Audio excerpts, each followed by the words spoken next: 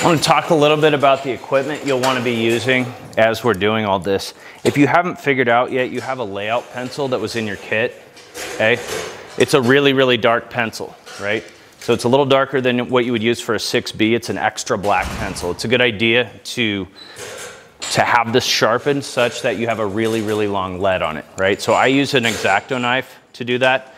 If you don't have that ready today, that's fine. Just have several pencils with you. Make sure that you're using like either 2B, 4B, 6B, or your layout pencil, right? Because we want to draw pretty darkly when we do this. And we're going to be drawing pretty big, right? So, okay. So, quick announcement, right? Again, if you're done with your sketchbook or if you're done with your portfolio, you can turn those in early. That's fine with me, okay? If you want me to look over them again, I'm fine doing that. Today's pretty packed, right? So you're gonna have to like keep up with me as such. The portraiture unit, I generally will start about midterm, and that's what we're starting today. You will do several portraits. You'll draw several portraits in graphite. You're gonna draw a really large and invested and detailed chiaroscuro portrait in charcoal, and that's going to be a self-portrait. But we're going to go through a lot of practice first before you get to that point, right? It's kind of weird drawing yourself, and we'll figure that out as we go along, right? I've learned a lot about myself just from drawing several self-portraits. A lot of my students or friends have asked me, like, why do you draw yourself all the time? And it's like, well, I'm the most available model, right? People generally do not like the idea of coming to like sit as a model for me for about an hour kind of thing. Plus, I don't know, some of it's kind of autobiographical stuff. It's not like, oh, I'm so full of myself. I like to draw self-portraits all the time. Yay, me. Okay, so I don't know how you were taught to draw the portrait before now, but it's a complicated scenario based upon how you were taught in the past. Sometimes you'll have teachers that will say, okay, everything starts from an oval, right?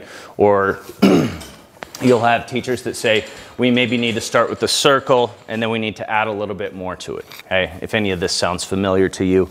I was guilty of doing some of that as well when I taught high school, to where I was teaching them to start with kind of an oval thing.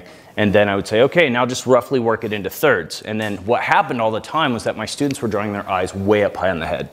Just always, it seemed like, in super long noses and mouths. And yeah, like human beings have a lot of different aspects to how their face grows and things like that. Nobody's like perfectly the same as anybody else, but there are specific guidelines that we usually use to follow. So I teach Loomis method. It's something that ever since I started learning that when I was in college, and integrating into my own portraiture, it's made my portraits a lot more realistic, right? So the reason I have a skull is because, like, it's important to think about the structure underneath, right? When we start figure drawing, we'll be doing skeletal drawings to begin with, because everything that happens with the human body is based upon the bones that are underneath, right? Then the muscles that pile on top of that, then the way the skin lays on top of that. So when we start with Loomis, I start with a circle, like as perfect as I can make it, right? And when you're drawing a circle, you're not drawing the entire portrait. You're drawing a portion of it. So like when I lay the skull on its side, that circle is really more like this area, okay? Like we're not including this stuff out here to begin with. We start here with the cranium, like the major part of the skull, okay? Now, no, that's not probably a perfect circle or whatever, but when we start to break that down and then add more stuff to it, it helps us to make measurements quickly, right? One thing I really want to illustrate to you is the flatness of the side of the head, right? Because we have this flatness, that means we're not going to be drawing like a circle like this. We have to start with the circle, we have to modify that. So I always imagine a sphere that then I slice the sides off for these temple type areas.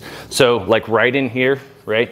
And if you were to feel the side of your head right here from like about your brow going back and around your ear, there's kind of a side plane there, right? It's more flat here than it is up here. So we'll be practicing that a lot. You're gonna draw like 50 of these eventually. You'll get really good at that. So we always kind of want to think about the aspect of flatness on the side, thinking about planes, right? as far as the top of the head, right? The back, okay, is always going to be wider as such than the front, okay? So it's going to, it sort of cuts in like this. So when we look at somebody's portrait like this, we see some of the back of the head, or some of the side of the head here. The brow cuts in right here, right? And when we start working with frontal, you'll see how we can make that happen, right? So I don't spend a lot of time on facial features until after we understand like the Loomis structure, but some norms that you need to remember about facial features, right? One thing that I see a lot in people's drawings is the eyes. They don't get the eyes right, okay? And if you don't get the eyes right, everything's like messed up. Talking about basic units of measure, right? When we were dealing with figure, right? The head is the basic unit of measure. We use that to measure the rest of the body. But for the face, it's the eyes. The eyes have it, right? So we always kind of start with an eye line when we're gonna like line up our facial features. But what I see a lot is that students either like put those way off to the side, right? Or they'll get them too close together.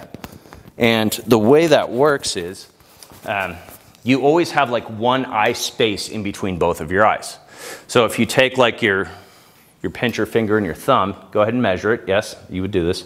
Don't stick it in your eye, and then try to keep it the same distance, pull it away. You should be able to drop it in between your eyes and touch both of the glands of your eyes, okay? So if you have a wide or a long eye, that means your eyes are gonna be spaced further apart. That's just a natural thing. You'll probably have larger eyes as such. So the other aspect of that too is if you have a smaller eye, shorter eye, they're gonna be a little bit closer together, okay? Other things to think about that are norms, like not everybody's the same, everybody grows differently, but some norms that we can usually count on are like wherever our eyes are placed on our face in the front, if we take our fingers straight down from there, we should hit the corners of our mouth, right? So like you close your eyes and you sort of, imagine that being the absolute, like that's where your eyeball's like straight looking forward. You go straight down, you should hit the corners of your mouth. So if you have larger eyes, your eyes are spaced further apart, and that dictates how wide your mouth is as well. So it all kind of works together, right? And again, these are not like hard and fast rules. Think of them more like guidelines, okay? Or just sort of regularized concepts. Couple of other things like the ear. I actually have a problem drawing ears, and it's something that I've had an issue with like my whole life drawing. I always draw the ears too small, and I don't know why. I think it's because I don't look a lot at my ears or whatever. But you should be able to take your forefinger and your thumb and put it on the top and the bottom of your ear, keep that spaced apart and drag it in front of your face, and you should hit your brow and the tip of your nose, okay? So your nose corresponds to, right, the height of your ear as well. So all of these things, right, are determined by what we do with the cranium, okay? So we're gonna jump first into, well, I honestly don't like to do frontal first, but I think it'll help when we talk about like a lot of the different ratios that are gonna happen in here, the fractions that we're gonna be using, right? It's really, really rare to see just in normal like life, a frontal pose, right? I never am walking through the Union, see somebody that's like perfectly squared up to me. And if I do, I'm like, whoa, what's going on? This person either really wants to talk to me or like, I don't know, like they're squaring me up. I don't know, sizing me up, right? Sean never does this to me because we're like buddies, we're homies. Same with like profile. You never really see this, right? Unless you like pull up next to somebody who's really paying attention. But I don't know, I kind of liken it to the idea of like, when you get in trouble and you gotta have a mugshot done, they do a frontal and they do a profile. So we're not drawing mug shots, right? But it's important to think about how these ratios work. By and large, the 3/4 view is what we experience in most of our normal life, and it's the most dynamic view. Just like when we talked about perspective, it's important for you to think about your frame of reference and your pictorial frame, right? Like if I was gonna draw any of you in some kind of a pose, I wouldn't want you looking static straight at me. I'd want you looking up, down, around, that kind of thing. Something that actually looks interesting for me to draw, right? Okay, so you'll get really good at drawing circles with this. And when you do that, I want you to do it the same way that we've been doing a lot of gesture drawing where you're loosening your arm up, okay? And just hold your pencil out like this, and you're gonna go in a circular motion. You're gonna make a lot of them, right? And some of them are gonna be correct, right? So I'm gonna move this out in the front. I want you to adjust your all selves, tigers, to where you can see what I'm doing, right? I know some of you are kind of obfuscated because you're gonna have to kind of follow along with me as I do this. So I'm gonna stop about like right meow here,